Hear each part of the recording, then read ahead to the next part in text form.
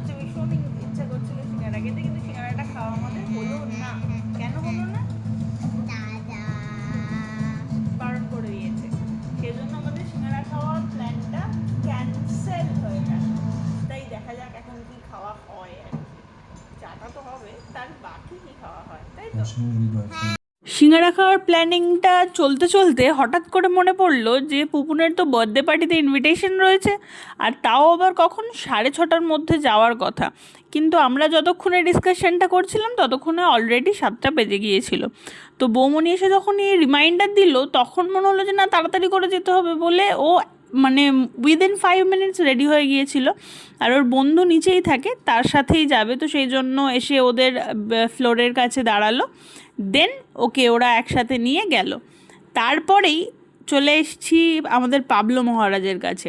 ওর মা গেছে এক্সিবিশনে, দিদি গেছে বার্থডে পার্টিতে, আর ওনাকে কে দেখে, কারণ উনি যাদের সাথে রয়েছে তারা ওনাকে কিচ্ছু বলে না, উনি যা ইচ্ছে করতে পারেন। ওই জন্য হেঁটে হেঁটে চলে গেল মামনির কাছে, গিয়ে মামনির সাথে নিজের ল্যাঙ্গুয়েজে কিছু কথাবার্তা হচ্ছিল যেগুলো আমাদের বোঝা দায়। দেন আবার পড়েও গেল একটুখানি, কান্নাকাটি হলো। তারপরে শুরু হলো এই বটলটা থেকে জল খাবে, উনি ওনার ফিডিং বটলে জল খাবেন না, তো বটলটা খুলতে পারছিল না, ক্যাপটা আমাদের কাছেও দিল, আমরা খুলে দিইনি, কারণ ইচ্ছা করে কি করবে, মেঝেতে জল ফেলে দেবে আর সেই জলটার মধ্যে বসে থাকবে, আর ওঠাতে গেলেই কান্নাকাটি শুরু হবে। তো আমাদের কাছে হেল্প না পেয়ে চলে গেছিলো দাদার কাছে হেল্প চাইতে, কারণ উনি হচ্ছেন একটু আবার দাদা অবসেসড। তো দাদা ওখানে বসে রয়েছে, ভাবছে যে দাদা যদি একটু হেল্প করে তাহলে হয় আর কি। ওই জন্য দাদার কাছে গেল, গিয়ে দাদার সাথে ফোন দেখতে শুরু করে দিল। তারপর বাবা একটুখানি কাজের ছিল, বাবার একটু কাজ ছিল, তো সেই জন্য আমি আর ছোট মিলে ওকে নিচে নিয়ে এলাম। নিচে সচরাচর যেহেতু ওর আসা হয় না, তো ওই সুযোগে ভাবলাম যে একটু নিচে যাওয়াও হবে। আর বেশ এক্সাইটেড হয়ে যে ও লিফটে করে নিচে নামলেই বোঝে যে এবার আমাকে নিয়ে একটুখানি ঘুরতে যাবে বা এখানে আমাকে হাঁটাবে, এই সমস্ত না ফিল করতে পারে প্রচণ্ড। আর এখন আবার যেটা হয়েছে, আমাদের পেকুরাম অনেক কিছু শিখেছে, বেশ কিছু শিখেছে, কোনটা মাথা, কোনটা চোখ, কোনটা দাঁত, সব কিছু বলতে শিখে গেছে। তো কিরম যেন মনে হচ্ছে বড় হয়ে যাচ্ছে আমাদের ছোট্ট পাবলোটা। এই যে চোখ দেখাও, চোখ দেখাও, চোখটা দেখাও। ও ওটা চোখ। মাথা কোনটা? মাথা, মাথা কোনটা? হ্যাঁ গুড। হাত, হাতটা কোনটা? হাত, হ্যাঁ ওই যে হাত দেখাচ্ছে। পা, হ্যাঁ ওটা। আর পেটু, পেটু, পেটু কই? পেটু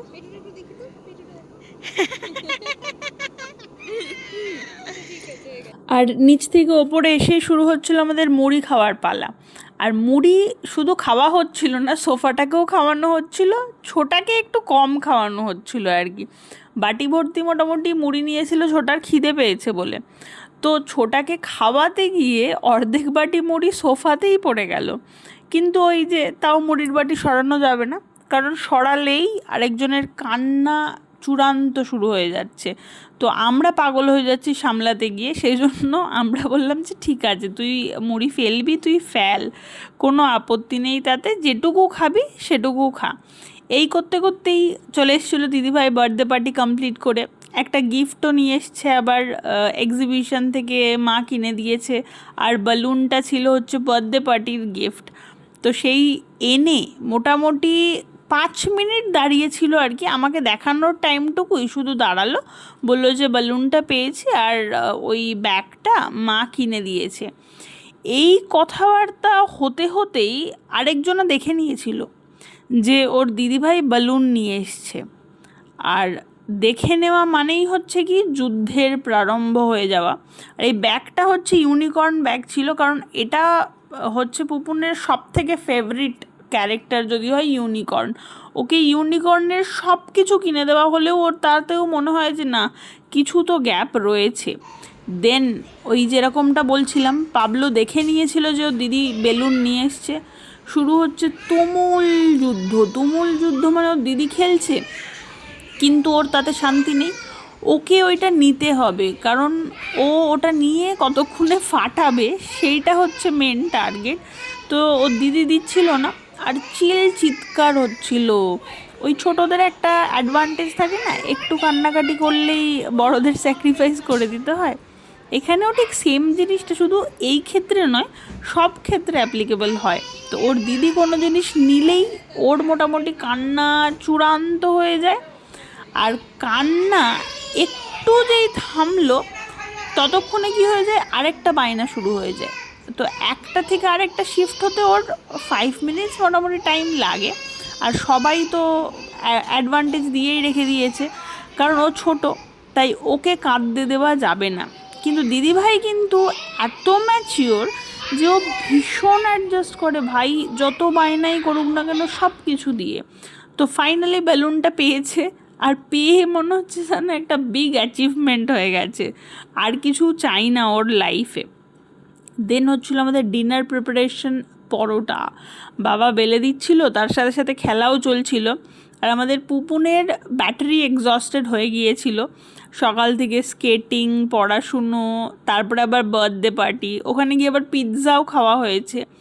দেন এসে বলছে আমি আর পারছি না। তো আমি পরের দিন সকালবেলাতে মোটামুটি 5:30টার মধ্যে বেরিয়ে গিয়েছিলাম, নাহলে বাড়িতে ফিরে আবার অফিস ছিল। তো সেই জন্য প্রচণ্ড বৃষ্টিও হচ্ছিল সকালবেলাতেই, তো ওই বৃষ্টি নিয়েই বেরোলাম। বাবার থেকে ছাতাটা নিয়ে নিয়েছিলাম ভাগ্যিস, নাহলে তো পুরো ভিজে যেতাম। তো ওয়েদারটা মোটামুটি ঠিকঠাকই ছিল, আমি টাইমের মধ্যেই পৌঁছে গিয়েছিলাম শিয়ালদা স্টেশন। দেন ট্রেনটাও দেখলাম যে প্রচণ্ড ফাঁকা, যদিও মানডেতে এতটা ফাঁকা এক্সপেক্টেড ছিল না।